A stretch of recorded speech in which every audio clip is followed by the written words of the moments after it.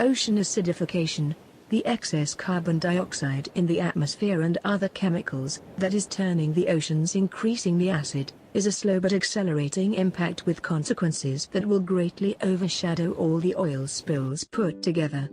The primary producers of the largest food web in the world is the phytoplankton. These organisms transform carbon dioxide and sunlight by the process of photosynthesis, and produce oxygen, available for other living creatures. Phytoplankton are like edible gold which feeds millions of creatures that rise from the depths. It is estimated that phytoplankton contribute to 90% of the total primary production of our oceans and 50% of the total global primary production. Plankton abundance varies by the season and seas. The major phytoplankton bloom occurs in the spring when nutrients and sunshine are both high. A second, smaller bloom occurs in the fall when nutrients again increase due to mixing caused by wind. Phytoplankton abundance can be measured using satellite images that measure the amount of chlorophyll at the ocean surface viewed with UV. There are many different types of phytoplankton, such as cyanobacteria, who are nitrogen fixers. They break the triple bond of atmospheric N2 to make it accessible to other organisms. Another type is a diatom, which are unicellular with either radial or bilateral symmetry. Most are planktonic but some are epiphytic on other algae or grow on sediment, common on algae in salt marshes. The dinoflagellates can cause two types of harmful algal blooms, cause of blooms that threaten shellfish red tide blooms and cause of fish killing for estuarial blooms. It is one of the major source of bioluminescence in ocean, one of few organisms that produce luciferin and luciferase and show true bioluminescence. The ocean absorbs almost 30% of the human-made carbon dioxide. There used to be a balance between the CO2 released and the amount the plants took in. With the increase of burning fossil fuels and the cutting down of trees, they release CO2 to the atmosphere. A big problem has arisen since the existing plants and phytoplankton cannot absorb the CO2 and do photosynthesis to release the needed oxygen. Ocean acidification is one of the main results of the phenomena related with global warming, which is affecting everyone at a rapid rate.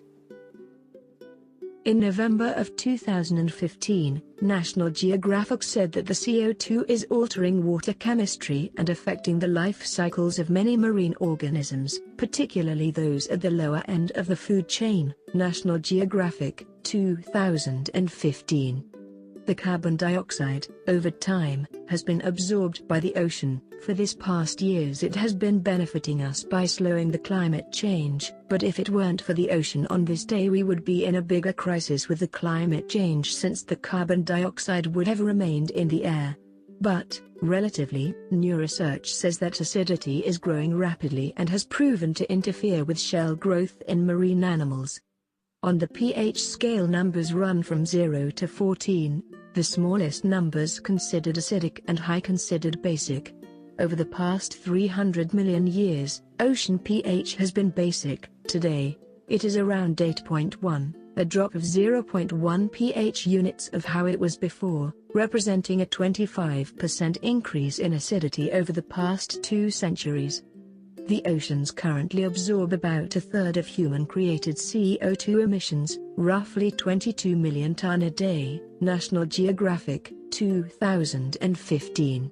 Investigations based on these calculations show that by the end of this century, emissions could reduce ocean pH by 0.5 units, and will keep and affect much more shrimp, lobster, corals, plankton, etc. National Geographic calls this situation alarming and quotes that unless humans are able to control and eliminate our fossil fuel emissions, ocean organisms will increase pressure to adapt to their habitats' changing chemistry or perish. National Geographic, 2015.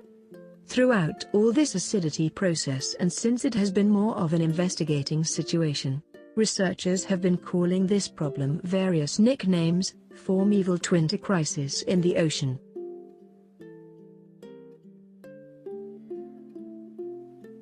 There was a project that I found that tested different types of pH levels by adding citric acid, acetic acid and milk of magnesia to try different pH levels. After doing all of the trials, it was seen how some of the phytoplankton were dying by getting white. This showed the effect the increase of alkalinity and acidity had on phytoplankton. At first, when the water wasn't changed, it could be seen that there were a lot of phytoplankton, but as soon as they changed the alkalinity and acidity, we saw that the phytoplankton decreased rapidly.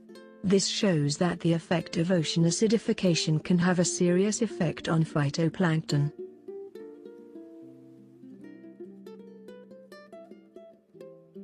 As scientists, there are many things that we can do to help find a solution for ocean acidification. By going to different parts of oceans and collecting data, we can make a contribution by giving information. This information can be useful to other scientists to see how the water is and is all of the levels are balanced, and if it's not, they can try to find a solution. One of the things everyone can contribute is by trying to reduce their daily CO2 consumption, allowing phytoplankton to continue with their natural cycle.